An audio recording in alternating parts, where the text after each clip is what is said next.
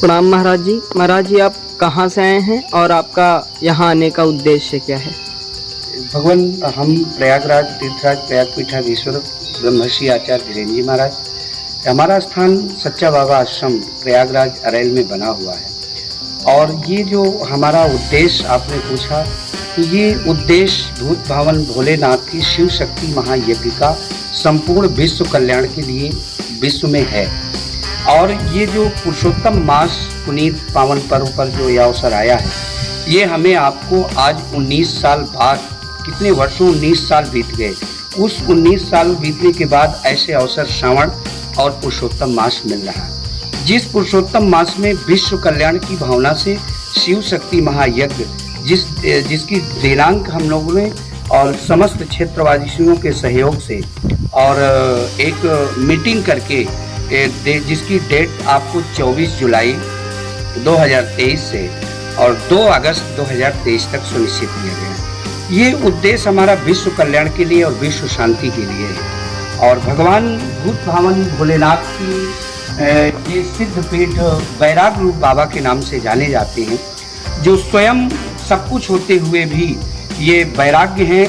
और इस बैराग रूप बाबा के पास जो इस पुरुषोत्तम मास के महीने में आकर के अपना पुष्प है, जल है, फल है, मीठा है इत्यादि है साधना करता है, उस साधना के द्वारा भगवान को जल चढ़ा करके प्रसन्न करके अपनी मनोकामना वांछित फल को प्राप्त करता है। जी, तो महाराज जी, ये जो यज्ञ होना है ये सबके सहयोग से होना है, कैसे होना है? ये भगवान विश्व कल्याण की जो भावना तो है, लेकिन ये कोई हमारा ट्रस्ट नहीं है जो हमें इस पैसे को ट्रस्ट दे या कोई व्यक्ति विशेष दे। व्यक्ति विशेष हैं भी, लोग देना भी चाहते हैं, तो व्यक्ति विशेष में हम किसी से विशेषक शब्द यहाँ नहीं लगता है। विश्व कल्याण में समस्त क्षेत्रवासी, ग्रामवासी, भक्तगणों के सहयोग से ये कार्य होता है। उसमें ये जो विश्व कल्याण की भावना होती है हमारी, इसमें सबके सहयोग से जब थोड़ा थोड़ा धन लग जाता है तो इसमें सब व्यक्तियों के मन में उत्साह जगता है। और उस थोड़े धन से वो चाहे तन मन धन तीनों से ये कार्य पूर्ण होते हैं। और ये तीनों साधना लगा करके और ये इसी तरीके ये विश्व कल्याण की यज्ञ की भावना और ये सबके सहयोग से ये यज्ञ की जाती है। जी, विशेष इस मंदिर में जो श्रद्धा रखते हैं, जो सुबह से शाम तक अपना तन मन धन को न्यौछावर करते हैं, आप जैसे भक्त यहाँ बहुत से लोग हैं जो तन और मन धन से लगे रहते हैं। हमारे पुजारी जी हैं, माली जी हैं और किसान लोग हैं, और इसमें बहुत से श्रद्धालु हैं जो आकर के सुबह से शाम तक अपना जल अर्जित करते हैं। और इसी में शाम के आरती में सभी लोग दूर से ओसिया है, कटरा है, आपका आराम है, आपके आसपास के भी गांव हैं, ये सभी गांवों को लेकर के हमारा उन्हीं लोगों के सहयोग से ये यज्ञ किया है।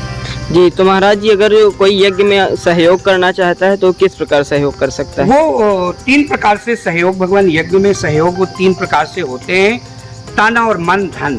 पहला तन है, दूसरा मन है, तीसरा सहयोग धन का है। क्योंकि बगैर धन के धर्म नहीं हो सकता है और धर्म के बगैर धन नहीं हो सकता है।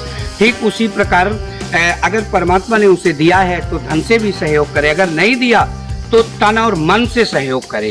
हमारे लिए धन के ही बराबर उसका तन मन भी है, और तन मन यदि समर्पण कर देगा तो धन भी देने वाले लोग आ जाएंगे, और तन और मन धन तीनों जब लग जाएंगे तो यह यज्ञ विश्व कल्याण के लिए, विश्व शांति के लिए, ये बैराग रूप बाबा में सुंदर सा कार्य होकर के और विश्व की शांति भी होगी और विश्व का कल्याण होगा। ये यज्ञ की यही विधा है। जी, तो महाराज जी, इस कार्यक्रम में टाइमिंग वगैरह क्या रहेगी? टाइमिंग भगवान, जैसे अपना जो इसका कार्य होता है, जैसे पहले प्रभाती होती है, तो प्रभाती हमारी सुबह 4 बजे भोर में होती है, जिसे हम ब्रह्म मुहूर्त मानते हैं। तो ब्रह्म मुहूर्तों में साधनाएं ऋषि महर्षि उठ करके त्रिकाल संध्या करते हैं, पूजन करते हैं, भजन करते हैं, यजन करते हैं। ठीक उसी तरीके से बैराग रूप बाबा में मैं देख रहा हूँ, आज मुझे 10 दिन हो गए यहाँ ठहरे, और मैं देखता हूँ कि सुबह 4 बजे से आकर के यहाँ के पुजारी माली बाबा और जो भी पुजारी हैं और उनके साथ क्षेत्र के भक्तवासी आकर के सुंदर माले भगवान का पूजन करते हैं, और उसी समय भगवान की आरती और भक्ति करते हैं। और उस भक्ति के साथ पहला हमारी यज्ञ का जो पहली सीढ़ी है वो पहले सुबह प्रभाती होगी, और प्रभाती के साथ साथ ये जो आपके सामने सुंदर यज्ञशाला दिखाई दे रहा है, जिन्होंने ये भक्तों के सहयोग से इतना सुंदर यज्ञशाला बनाया हुआ है, इस यज्ञशाले में सुंदर 4 बजे से प्रभाती होगी। उसके बाद जो है 8 बजे से यज्ञ भगवान की 12 बजे तक रुद्राभिषेक, जिसे भगवान शिव का विशेष भगवान शिव की शिवलिंग पे किया जाता है, रुद्राभिषेक होगा, और 33 कोटि देवताओं का पूजन होगा, जिसे हम वेदी पूजन कहते हैं। और उसके बाद 12:30 बजे आरती होगी। 3 बजे से पावन श्री राम कथा पुरुषोत्तम में जो संगीतमय होना है, उसमें दूर दूर से वक्ता, प्रबल वक्ता आ रहे हैं, जो आप लोगों ने धर्म सम्राट स्वामी करपात्री जी का नाम सुना होगा, विश्व में सबसे बड़े महात्मा माने जाते थे।